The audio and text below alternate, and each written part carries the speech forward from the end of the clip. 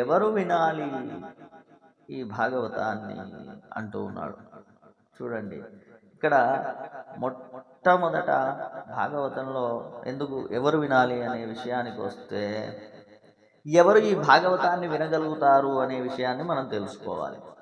జన్మకోటి కృతం పాపం నశ్యతే నాత్ర సంశయ. కోటి జన్మల పాపం కూడా ఇది వినడం వల్ల నశించిపోతుంది. అంటే సప్తాహ విధిలో ఈ భాగవతాన్ని కనుక విన్నట్టయితే కోటి జన్మల యొక్క పాపము నశించిపోతుంది అని చెప్పి ఇంకో విషయం కూడా చెప్పాడు మహానుభావుడు. ఏమిటి అంటే, కోటి జన్మల పుణ్యం ఉంటే గాని ఈ భాగవతం మనకు అందదు అని. కోటి జన్మల పుణ్యం ఉంటే గాని ఈ భాగవతం వినలేము అని చెప్పాడు. ఇంకా అంతేకాదు, ఎవరెవరు వినాలో కూడా చెప్తూ ఉన్నాడు. కోటి జన్మ సముత్థేన పుణ్యేనైవ తులభ్యతే. ఈ భాగవతం కోటి జన్మల్లో పుణ్యం ఉంటే గాని భాగవతాన్ని శ్రవణం చేసేటువంటి అదృష్టం కలగదు అని చెప్తూ, యత్ఫలం నాస్తి తపస నయోగేన సమాధిన అనాయాసేన తత్సర్వం సప్తాహ శ్రవణే లభేత్. అనాయాసంగా తపస్సు ద్వారా, యోగము ద్వారా, సమాధి ద్వారా పొందలేనటువంటి ఫలం ఏదైతే ఉన్నదో, మోక్షం ఏదైతే ఉన్నదో, అటువంటి మోక్షాన్ని ఈ సప్తాహ శ్రవణ మాత్రము చేతనే అనాయాసంగా, అతి సులభంగా కేవలం సప్తాహ శ్రవణం చేయడం వల్ల, అంటే సప్తాహం రూపంలో 7 రోజుల్లో భాగవతాన్ని శ్రద్ధగా వినడం వల్ల మనం పొందవచ్చును అని చెప్తూ,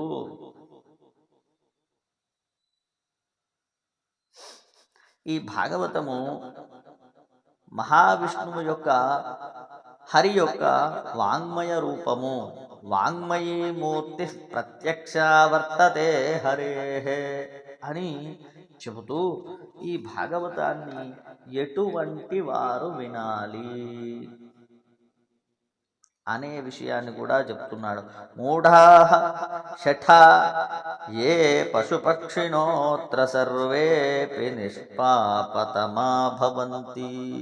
ఇది వినడం వల్ల ఎటువంటి వారికైనా పాపం నశించిపోతుంది అని చెప్పి ఇలా చెప్తున్నాడు. ఏ మానవా పాపకృతస్తు సర్వదా సదా దురాచారరతా విమార్గాః క్రోధాగ్నిదగ్ధా కుటిలాశ్చ కామినః సప్తాహ యజ్ఞేన కలౌ పునంతి తే.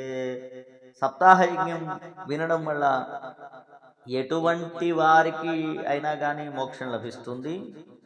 ఇక్కడ ఏం చెప్తున్నాడనంటే, ఈ సప్తాహ యజ్ఞం ఏ మానవాః పాపకృతస్థు సర్వదా, అంటే ఎప్పుడు పాపాలని ఆచరించేటువంటి వారు, సదా దురాచారరత విమార్గాః, విమార్గంలో అంటే ఇక్కడ సదా దురాచారరత, ఎప్పుడు కూడా దురాచారాన్ని పాటించేటువంటి వాళ్ళు, ఆశ్రమ ధర్మాలని పాటించని వాళ్ళు, వీళ్ళందరూ కూడా ఈ సప్తాహ శ్రవణం ద్వారా మోక్షాన్ని పొందగలరు.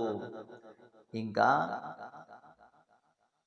డాంబికులు, ఇక్కడ షఠులు అంటాడు. షఠులు అంటే పైనకి తెలియకుండా పాపం చేసేవాళ్ళు, అంటే పైనకి ఒకలాగా ఉంటూ లోపల ఒకలాగా ఉండేటువంటి వాళ్ళు, పైనకి పరమ భాగవతోత్తమునిలాగా ఉంటూ లోపలంతా కుత్సితమైనటువంటి ఆలోచనలు చేసేటువంటి వాళ్ళు, వాళ్ళని షఠులు.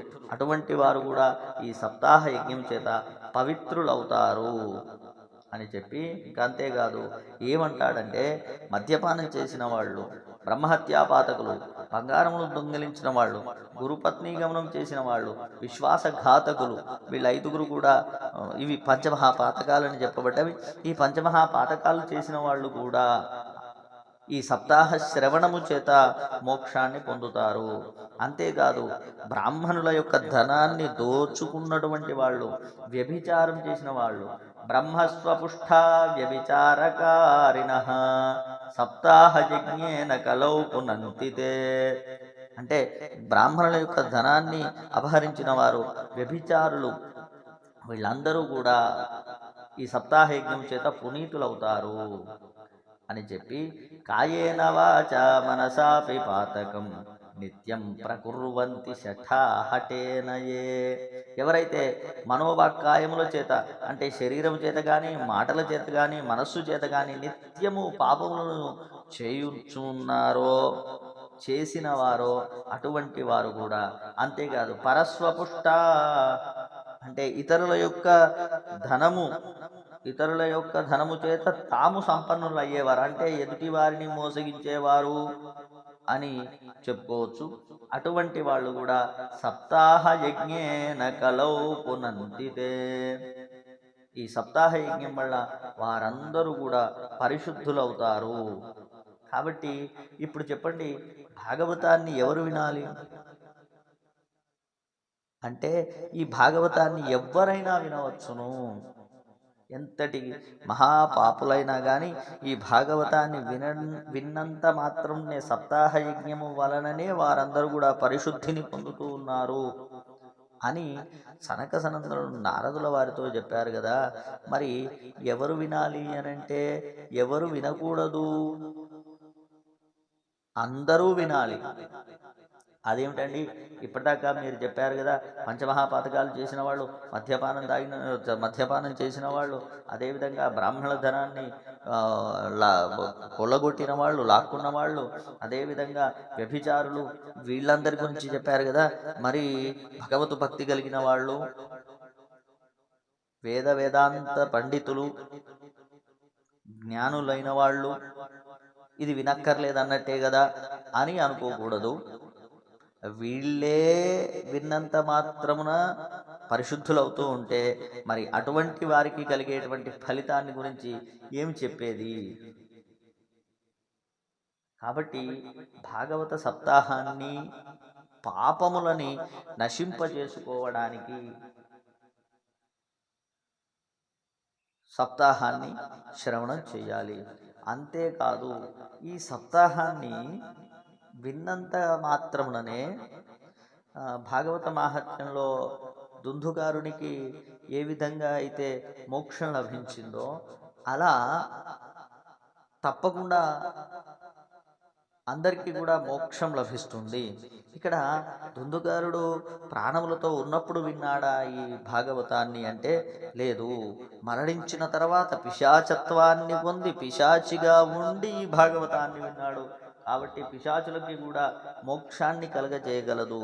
అంటే మరణించిన తల్లికి కానీ, తండ్రికి కానీ, ఇంకా ఎవరికైనా కానీ మోక్షాన్ని కలగజేయాలి అనేటువంటి కోరిక ఉన్నట్టయితే వారిని ఉద్దేశించి ఈ భాగవతాన్ని, వారి స్మరణపూర్వకంగా ఈ భాగవత సప్తాహాన్ని జ్ఞానయజ్ఞాన్ని ఏర్పాటు చేయించి జ్ఞానయజ్ఞంలో పాల్గొని సప్తాహ శ్రవణం చేయడం వల్ల మరణించిన వారు కూడా విష్ణులోకాన్ని పొందుతారు అని మనకు మహాత్మ్యంలో చెప్పబడింది. కాబట్టి భాగవతాన్ని సప్తాహ విధిలో శ్రద్ధగా విధి విధానాలతో శ్రవణం చేద్దాం.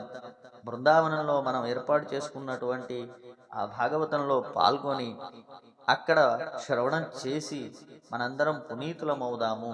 ఇంకా ఎవరైనా వారి తల్లిదండ్రికి కనుక మోక్షాన్ని కలగజేయాలి అనేటువంటి భావం కనుక ఉన్నట్టయితే వాళ్ళందరూ కూడా సంకల్పం తీసుకొని ఆ భాగవత సప్తాహయజ్ఞంలో పాల్గొని మీరు, అదేవిధంగా మీ యొక్క పూర్వీకులు కూడా ఉద్ధరింపబడతారు అని ఆశిస్తూ, కృష్ణ పరమాత్ముని యొక్క అనుగ్రహం మనందరి మీద ఉండాలి అని స్వామివారిని వేడుకుంటూ సమాప్తం చేస్తూ ఉన్నాను. గోపాలకృష్ణ భగవానికి జై. హరే కృష్ణ భగవాన్.